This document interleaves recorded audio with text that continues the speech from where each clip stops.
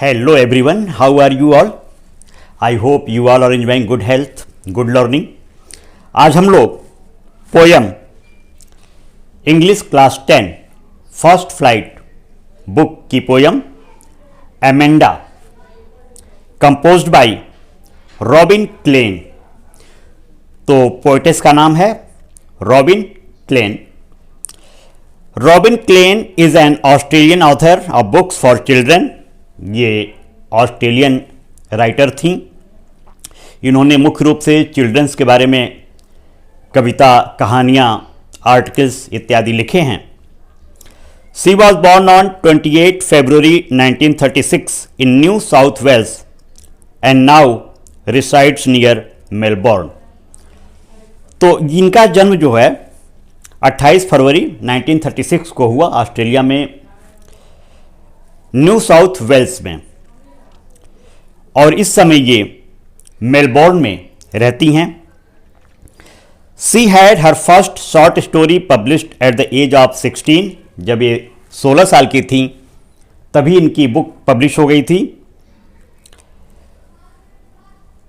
तो आइए हम देखते हैं कि इन्होंने, रॉबिन क्लेन ने जो ये पोयम लिखी है एमेंडा। एमेंडा एक गर्ल है, लिटिल गर्ल है, लिटिल चाइल्ड है। तो जैसा कि अक्सर होता है लड़कियों के साथ या लड़कों के साथ बचपन में, माता पिता उन्हें टोकते हैं, हर बात में उन्हें इंटरप्ट करते हैं कि ये मत करो, वो मत करो।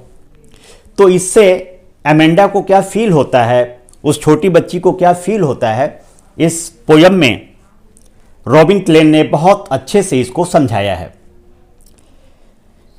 तो पहला स्टैंजा हम देखते हैं। First stanza, don't bite your nails Amanda. Amanda की जो मां हैं, मदर हैं, वो एमेंडा से कह रही हैं कि तुम अपने नेल्स को, अपने नाखून को बाइट मत करो, दांतों से मत चबाओ। ये अक्सर बड़े कहते हैं अपने बच्चों से। बच्चे यदि कुछ करते हैं तो अक्सर बड़े उनको समझाते हैं। Don't hunch your shoulders Amanda. अब बच्चों की आदत होती है कि जो उनका शोल्डर है, जो कंधा है, अक्सर उचकाते रहते हैं, हंच करते रहते हैं। तो माता पिता बोलते हैं कि इसको ज़्यादा ना करो, यानी माता पिता हर चीज़ में इंटरप्ट करते हैं। तो यहाँ मदर, एमेंडा की जो मदर है वो उसे, यानी एमेंडा को इंटरप्ट कर रही हैं, ऐसा एमेंडा को लग रहा है। Stop that slouching and sit up straight. झुक कर मत चलो। स्लॉचिंग यानी झुक करके जो लोग चलते हैं, स्लॉचिंग यानी मम्मी कह रही हैं, मदर कह रही हैं कि झुक करके मत चलो, सीधे चलो और सीधे बैठो, स्ट्रेट। एमेंडा किससे कह रही हैं? मदर एमेंडा से, अपनी पुत्री से कह रही हैं। तो जब मम्मी उसे ये सब समझा रही हैं तो एमेंडा फिर सोच रही है। अब देखिए ब्रैकेट में, देयर इज ए लैंग्वेड एमरेंड सी। एक लैंग्वेड यानी कि शांत, और एमराल्ड सी यानी एक ऐसा समुद्र जहां पे पन्ना है और भी प्रेशियस स्टोन्स है। उस समुद्र की कल्पना करने लगती है एमेंडा। मम्मी के इस तरह से बार बार टोकने पर एमेंडा कुछ कल्पना करने लगती है, सोचने लगती है कि बिल्कुल शांत कोई समुद्र हो जहाँ पे प्रेशियस स्टोन्स हो। Where the soul inhabitant is me. Soul यानी केवल वो रहे वहाँ पे, और कोई दूसरा वहाँ पे उसको डिस्टर्ब करने के लिए, उसको इंटरप्ट करने के लिए या इंटरफियर करने के लिए उस जगह पे कोई दूसरा ना रहे। ए मेरमेड ड्रिफ्टिंग ब्लिसफुली। और एक मेरमेड की तरह, एक जलपरी की तरह ड्रिफ्टिंग करते हुए, तैरते हुए खुशीपूर्वक उस समुद्र में वो तैरे। यानी मदर के बार बार टोकने पर एमेंडा ये कल्पना करती है कि एक ऐसे समुद्र में वो चली जाए जहाँ पे प्रेशियस स्टोन्स हो और वहाँ बिल्कुल शांतिपूर्वक जलपरी की तरह खुशीपूर्वक वो तैरे। और यहां पे रहेंगे तो मम्मी बार बार इंटरप्ट करेंगी, टोकेंगी। नेक्स्ट स्टैंजा देखिए, did you finish your homework Amanda. अब ये तो हर मदर अपने बच्चे से कहती है, यहां पे एमेंडा की मदर बोल रही है एमेंडा से, तुमने अपना होमवर्क कंप्लीट किया। Did you tidy your room Amanda, क्या तुमने अपने रूम को टाइडी किया, साफ किया। I thought I told you to clean your shoes Amanda, अपने जो शूज हैं, जो जूते हैं, उसे तो साफ कर लो एमेंडा। यानी मदर उसको बार बार उसे याद दिला रही हैं what to do and what not to do. तो मम्मी उसको जब इंटरप्ट करती हैं, बार बार बोलती हैं, तो फिर एमेंडा फिर सोचने लगती है। फिर ब्रैकेट में देखिए, आई एम एन ऑर्फन। अब एमेंडा कल्पना करती है कि मैं एक ऑर्फन हूं, अनाथ हूं। रोमिंग द स्ट्रीट, रोमिंग यानी कि स्ट्रीट में, सड़कों पर इधर उधर मैं घूम रही हूं uselessly. I pattern soft dust with my hushed bare feet, और मैं आकृति बना रही हूं नंगे पैर, और डस्ट में जो धूल है या बालू है उससे मैं नंगे पैर से आकृति बना रही हूं।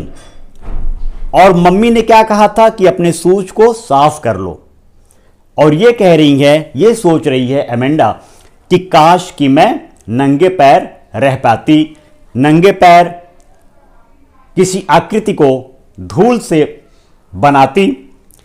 तो यहां पे वो फ्रीडम की बात कर रही है एमेंडा। एमेंडा फ्रीडम चाहती है, स्वतंत्रता चाहती है। वो बार बार अपनी मां द्वारा इंटरप्ट किए जाने को स्वीकार नहीं कर पा रही है छोटी बच्ची। इसमें रॉबिन क्लेन ने एक जो चाइल्ड का जो नेचर है, जो चाइल्ड का बिहेवियर है, जो चाइल्ड की समझ है, उसको बहुत अच्छे से इस पोयम में एमेंडा के माध्यम से एक्सप्लेन किया है।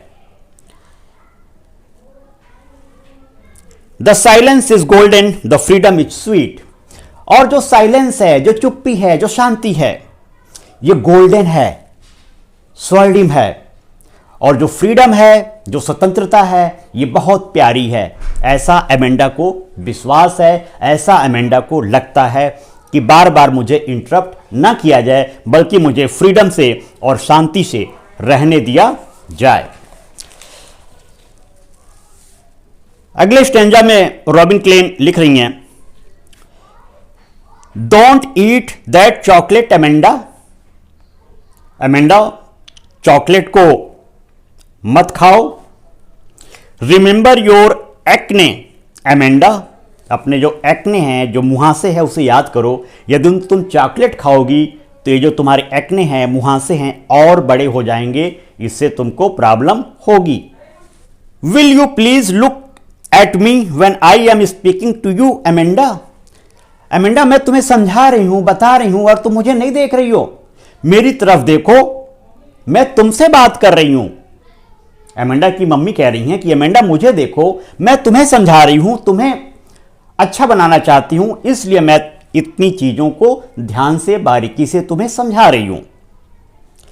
अब इस पे फिर वो कल्पना करने लगती है एमेंडा, छोटी बच्ची, मम्मी की बातों से फिर वो सोचने लगती है, कल्पना करने लगती है। ब्रैकेट में देखिए, I am Rapunzel, I have not a care. उसे लगता है कि काश की वो रेपेंजल होती। रेपेंजल एक जर्मनी की कहानी है जिसमें कि एक बच्ची रहती है, तो उसको एक विच, चुड़ैल, किसी टावर पे ले जाकर के रख देती है। तो ऐसा ये सोच रही है कि काश की ये भी रेपेंजल होती। और आई हैव नॉट ए केयर, और मेरी कोई इतनी ज़्यादा देखभाल करने वाला नहीं होता। इतनी ज़्यादा देखभाल करने से मुझे प्रॉब्लम हो रही है कि काश कि मैं रेपेंजल होती और इतना कोई मेरी देखभाल नहीं करता।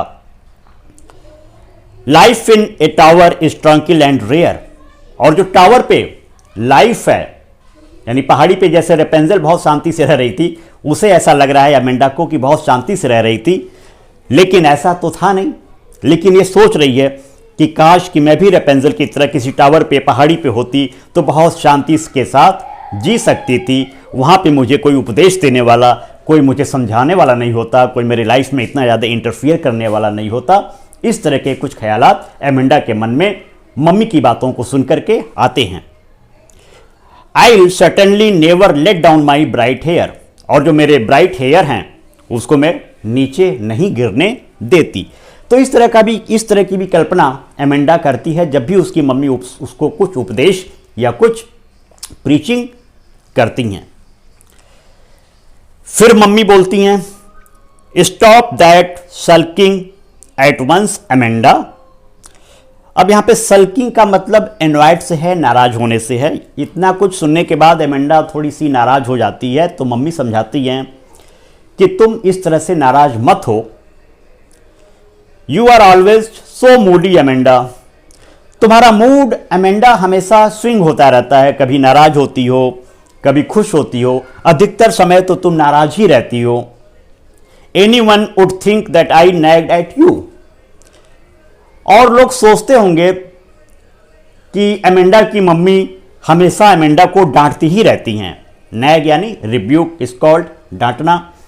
तो और लोग सोचते होंगे, कोई भी सोचता होगा कि एमेंडा की मम्मी एमेंडा को अक्सर डांटती रहती हैं। तो ये जो लाइन है, ये जो स्टैंजा है, ये बहुत ही इंपॉर्टेंट है क्योंकि इसमें कंट्राडिक्शन है।